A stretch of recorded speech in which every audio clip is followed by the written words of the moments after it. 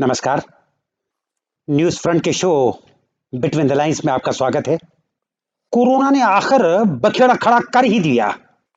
बहुत अफरा तफरी मच गई है पूरे देश में, और इसलिए मच गई कि 2 लाख मरीज 24 घंटे के भीतर वो बढ़ गए कल के दिन। और 2 लाख मरीज बढ़ने के बाद मीडिया में और पूरी दुनिया में कुछ इस तरह की चर्चा हो रही है, देश में खासतौर पे अपने, करी ये तो अचानक हो गया। ऐसा है नहीं। जब से कोरोना हमारे सामने है और बीच में जब लहर आई उसकी, उस पर कई विशेषज्ञों ने आगाह किया था। न्यूज फ्रंट ने भी 8 महीने पहले 1 अगस्त को एक एपिसोड, और वो एपिसोड खास तौर पर बनाया था पूर्वानुमान के लिए। उसमें तर्क ये था कि हम और तो कुछ कर नहीं पा रहे हैं, हमें अपनी तैयारियों के लिए, हमें अपनी उससे निपटने के लिए, जो भी मरीज आ रहे हैं उनकी देखभाल हम कैसे करेंगे, हमें पूर्वानुमान कर लेना चाहिए। और उस पूर्वानुमान के लिए जो भी न्यूज फ्रंट की रिसर्च टीम थी, उस टीम ने बहुत ही मशक्कत से, बहुत ही मेहनत से कई देशों के आंकड़ों को सामने रखकर वो एपिसोड बनाया था। उस एपिसोड में एक अनुमान था कि 2 लाख मरीज प्रतिदिन बढ़कर आने लगेंगे। अलबत्ता उस समय सिर्फ 50,000 मरीज प्रतिदिन आ रहे थे और बड़ा हाहाकार मचा हुआ था देश में। जरा उसको देख लें कि 1 अगस्त यानी आज से 8 महीने पहले न्यूज फ्रंट ने उस प्रोग्राम में कहा क्या था। न्यूज फ्रंट टीम बड़ी केयरफुली जो इन आंकड़ों को देखा, उसने एक हिसाब लगाया कि आज से 2 महीने बाद हमारा प्रतिदिन के हिसाब से जो आंकड़ा बनेगा,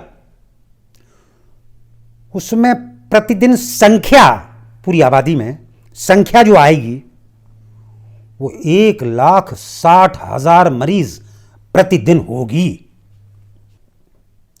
वो पीक नहीं होगी, वो पीक अगले 2 महीने बाद आएगी। यानी 2 महीने बाद तो हम कह रहे हैं कि 1,60,000 मरीज प्रतिदिन और 80 लाख संक्रमित मरीज, और उसके भी अगले 2 महीने बाद यह आंकड़ा बैठता है 2 लाख मरीज प्रतिदिन। अंदाजा कर सकते हैं आप कि आज हम 50,000 मरीज प्रतिदिन के लिहाज से किस हालत में है, क्या हमारी हालत है अस्पतालों की, क्या हालत है हमारे पूरे पैरामेडिकल स्टाफ और मेडिकल स्टाफ की। इसी प्रोग्राम में हम लोगों ने एक बात और कही थी कि हमने ये आंकड़ा निकाला कैसे। उस वक्त जो भी चिकित्सा के विशेषज्ञ थे, जो भी वैक्सीन बनाने वाले लोग थे, जो पूरी हमारी रिजीम थी, मेडिकल रिजीम, वो हाथ उठा चुकी थी। और उस वक्त हम लोगों ने ये बात कही थी ना कि हमारे पास एक तरीका गणितीय व्याख्या का है, हमारे पास सांख्यिकी का मॉडल है, और उस मॉडल का इस्तेमाल वो किया गया था कि 20 देशों के आंकड़ों का अध्ययन किया था। और ये 2 लाख प्रतिदिन मरीज बढ़ जाने का अनुमान, इसका आधार क्या था, ये किस तर्क के आधार पर बना था। तो वो एक आंकड़ा ये था कि हमने ये देखा था कि पीक पर पहुंचने में दूसरे देशों की क्या स्थिति रही। और दूसरे देशों की वह स्थिति देखने में बड़ी परेशानी ये आई थी कि कोई बहुत छोटा देश है, कोई बहुत बड़ा देश है, तो प्रति 10 लाख आबादी पर यह निकाला था कि पीक पर एक दिन में कितने मरीज बढ़ते हैं। उस एपिसोड को भी देखिए। और वो हमारी रिसर्च टीम ने जो हिसाब लगाया था कि प्रति 10 लाख आबादी पर कितने मरीज बढ़ते हैं और हमारी उस वक्त की क्या स्थिति और आगे जाके क्या स्थिति बनेगी, जिसके आधार पर यह कहा गया था कि 2 लाख का आंकड़ा आ जाएगा। जरा देखिए उस क्लिप को भी।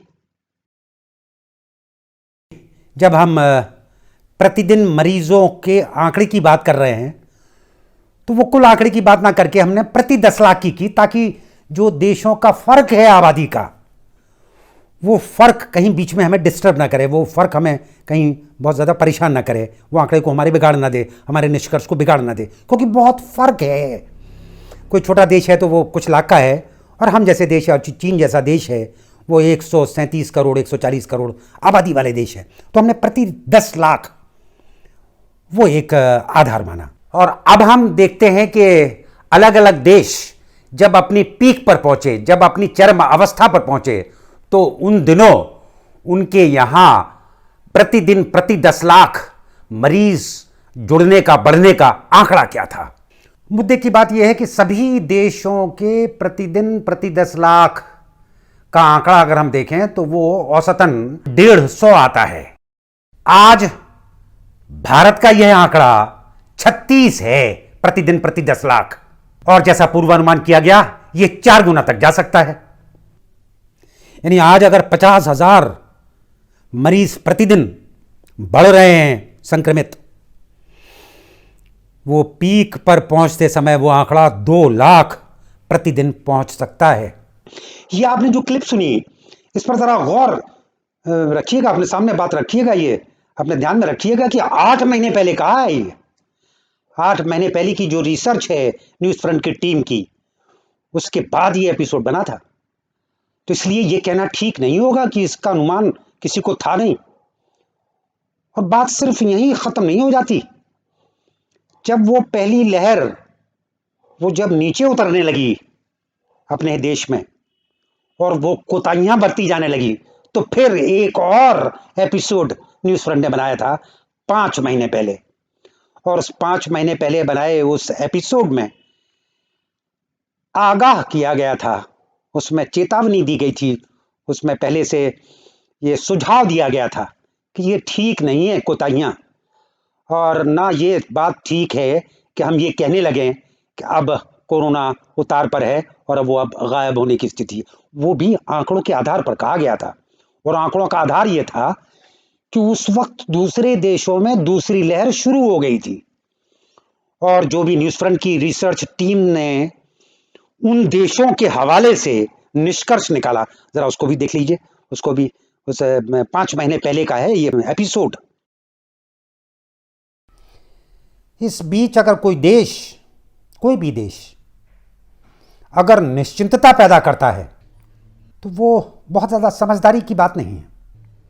अलबत्ता ये बात सही है कि हमारे देश में 1 महीने से कुछ फैलाव जिस गंभीर स्थिति में हो रहा था वो थोड़ा कम हुआ है, थोड़ा सा कम हुआ है। अलबत्ता वो 9 महीने बाद हुआ है, बल्कि 8 महीने कहें उसको।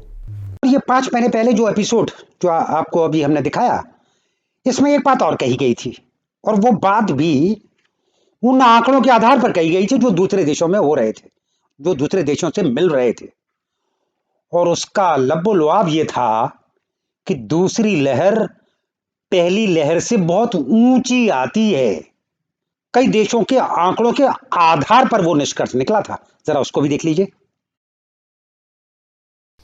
लेकिन पता चला कि नीचे आने के बाद जो कोताहियां हुई, उन कोताहियों के बाद लगभग हर उस देश में वो दूसरी लहर चालू हो गई।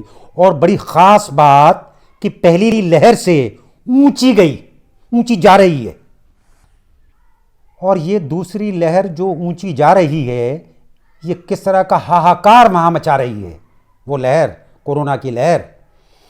हमें भी गौर करना चाहिए इस पर। यानी ये हमने जो पुरानी क्लिपिंग्स दिखाई हैं, ये इस मकसद के लिए है कि ये अंदाजा पहले था, और जो भी विशेषज्ञ हैं और खासतौर पर आंकड़ों का जो अध्ययन करने वाले लोग हैं, वो इस बात को समझा रहे थे। यानी ये कहना गलत होगा कि ये अचानक हुआ है। 2 लाख मरीज अगर प्रतिदिन अपने देश में आने लगे हैं, वो अचानक नहीं आए हैं, वो हमारी कोताहियों की वजह से आए। अब जो स्थिति है आज, ये आंकड़े जो हमने पहले जिन आंकड़ों का अध्ययन किया, उसके बाद स्थितियां बहुत बदल गई। अलबत्ता हम ये पहले कह चुके हैं कि आगे आने वाले वक्त में जब हम वैक्सीन बना लेंगे, उस वक्त हम एक निश्चिंतता की अवस्था को पा सकते हैं। लेकिन वो गलत बैठ गया। जो वैक्सीन आई, उस वैक्सीन बनने के बाद जो निश्चिंतता है, वो वास्तविक निश्चिंतता तो थी ही नहीं। वैक्सीन के लगने के पहले ही लोगों का व्यवहार बदल गया। सामूहिक रूप से जनता का जो व्यवहार है, नागरिकों का जो व्यवहार है, वो भी बहुत पहले से लोगों को इसका अंदाजा है, विशेषज्ञों को खासतौर पर। और वो जो लापरवाह बने, बहुत लंबा वक्त गुजर गया था दबिश में, बहुत ज़्यादा सोशल डिस्टेंसिंग और जो काम धाम बंद थे। लेकिन सरकार ने जो निश्चितता पैदा की, उसने उस व्यवहार को और ज़्यादा बिगाड़ दिया, और स्थिति ये हो गई कि दूसरी लहर जो भारत में आई वो बिल्कुल लगभग बेकाबू वो होती नजर आ रही है। आज जो 2 लाख का आंकड़ा हमारे सामने है प्रतिदिन मरीज बढ़ने का, अब स्थिति ये है कि वो समेटे में आने की कोई स्थिति बन नहीं रही है। अगर हम उपाय देखें तो कोई भी नया उपाय हमारे सामने नहीं है। जो भी उपाय हम आज अपनाने की बात कर रहे हैं, जो जोर जबरदस्ती करने की कोशिश कर रहे हैं, हम जो forced social distancing, forced mask लगाने के लिए लोगों को प्रेरित करना, 1 साल गुजर चुका है उसको। उसके बाद जो लापरवाहियां हैं और एक व्यवहार में जो बदलाव आता है, बड़ा मुश्किल है ये कि हम किसी जबरदस्ती से, किसी खौफ से उस चीज को हम पैदा कर लें। लॉकडाउन की चर्चा वो होने ही लगी है, जिसको हम भुगत चुके हैं। लॉकडाउन जिसके बारे में ये लगभग सभी देशों ने ये मान लिया कि जान है तो जहान है, इसकी बजाय हमें ये कहना पड़ा कि नहीं, जहान पहले है, जहान के बाद ही जान बचती है। काम धाम नहीं होंगे, अगर आमदनी नहीं होगी, अगर हम अपने आजीविका का साधन नहीं संभालेंगे तो हम बच नहीं पाएंगे। अगर ये स्थिति आज है तो हमें समझ लेना चाहिए कि हम क्या करें। हमें इसके लिए लोगों को बैठाना शुरू कर देना चाहिए। हमें विमर्श के जो कार्यक्रम है, और ख़ासतौर पर जो ब्रेन स्टॉर्म है, जब कभी कोई कॉम्प्लेक्स प्रॉब्लम आती है, उसके बाद जो एक साथ सब बड़े लोग, छोटे लोग, जनता के सभी लोगों के बीच में बैठा कर कि भाई हम क्या करें, इस तरह के विमर्श के आयोजनों की बहुत ज़्यादा ज़रूरत है आज। धन्यवाद।